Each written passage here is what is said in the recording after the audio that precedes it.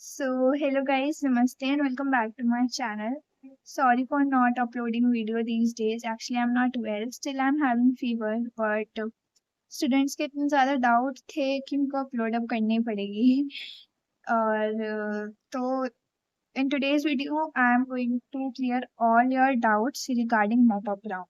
Everything I'm going to tell you. But still, you have any doubts, you can ask me in the comment section.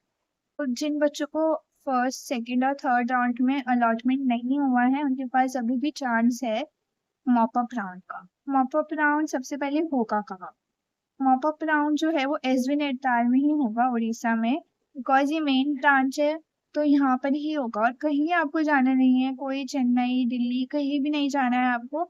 Mop up round अगर आपको appear होना है mop up round में, चाहे वो बच्चा कोई सी भी स्टेट से हो, दिल्ली, केरला और यूपी, बिहार, मतलब कहीं से भी हो, तमिलनाडु, तो कोई सी भी स्टेट से बच्चा हो, तो आपको अगर मॉपअप राउंड में अपीयर होना है तो आपको एसवी नैनीताल ही आना पड़ेगा, फर्स्ट थिंग। और डॉक्यूमेंट्स तो मैंने आप सबको बता ही दिए थे क्या क्या डॉक्यूमेंट्स आपको रिक्वायर्ड है।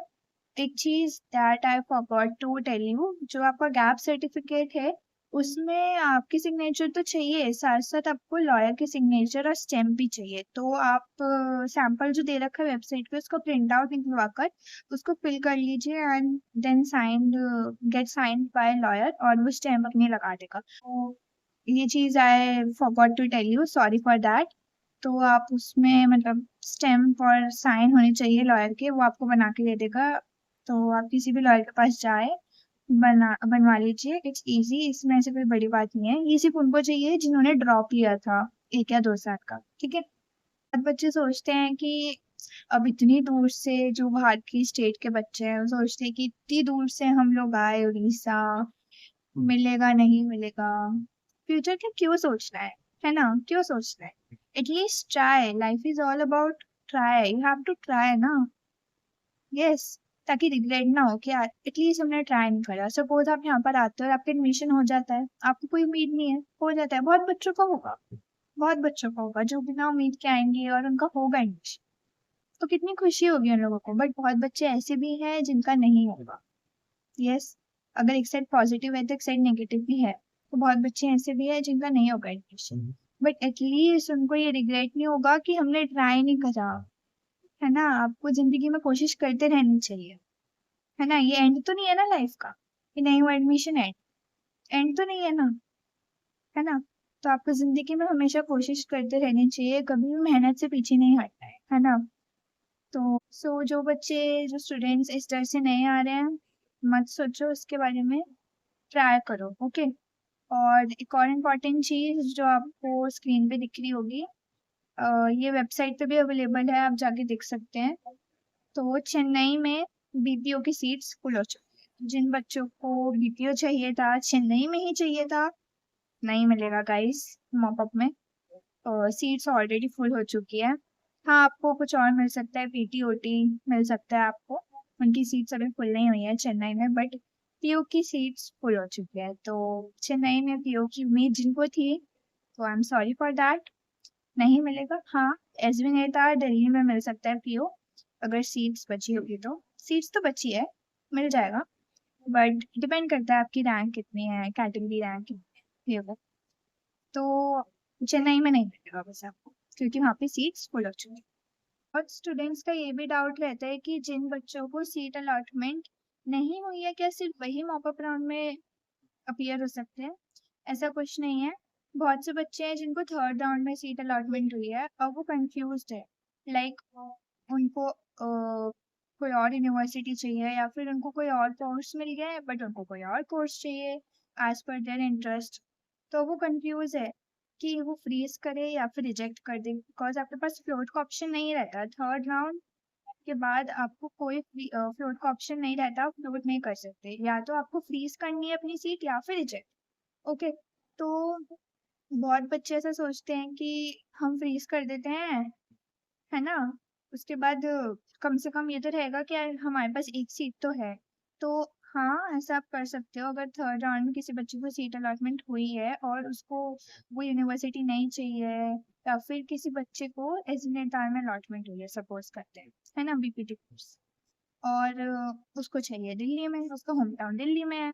अब वो क्या करे, वो कंफ्यूज्ड कि मॉप अप राउंड में अपीयर हूँ, इसको रिजेक्ट कर देता हूँ, बट मॉप अप राउंड में अगर मेरे को सीट अलॉटमेंट नहीं हुई तो मैं क्या करूँगा। तो आप क्या कर सकते हैं, आप अपनी सीट को फ्रीज कर दीजिए और आप फिर भी मॉप अप राउंड में अपीयर हो सकते हैं। अगर आप उस यूनिवर्सिटी में सीट्स होगी उस कोर्स की तो आपको मिल जाएगी। अगर उस यूनिवर्सिटी में सीट्स होगी दूसरे कोर्स की तो वो भी आपको मिल जाएगी। आपके पास ऑप्शन होंगे, या तो आपके पास एक ऑप्शन मिलेगा आपको, या तो आपके पास दो ऑप्शन होंगे।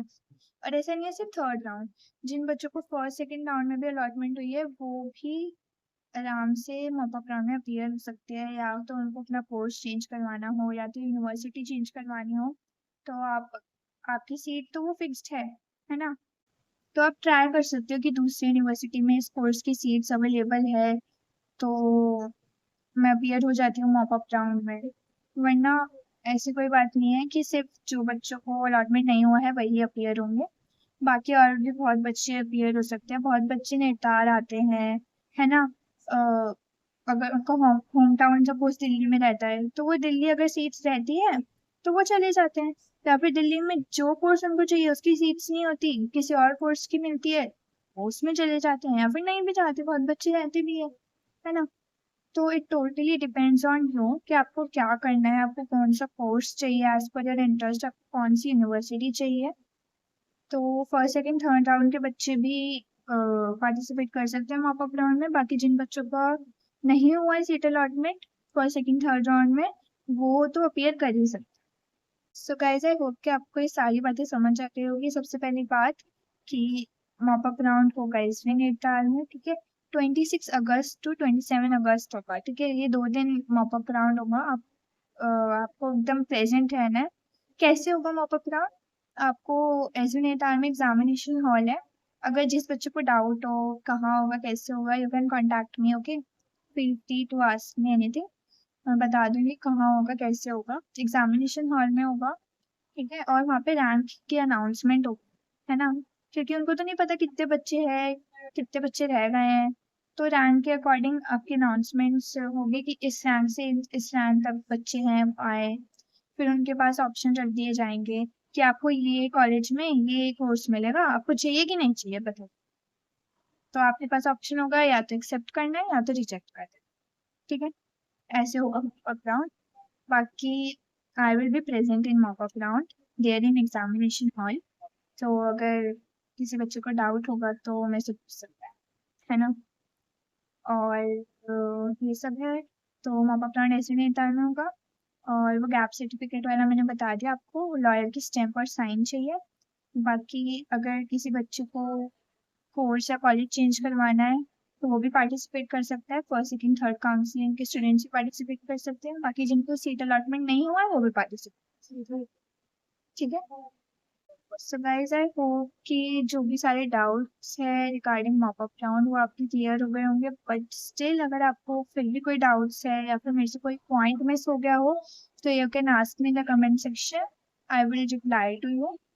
और all the best to all the students who are coming to SB Natar for mop-up round. I wish कि जो आए मैक्सिमम स्टूडेंट्स को सीट अलॉटमेंट हो जाए। और मॉप अप राउंड में जिन जिन को सीट अलॉटमेंट होगा जिस जिस कॉलेज में और कौन सा कोर्स मिलेगा, please tell me in the comment section, I will be very happy for you. So all the best, thank you.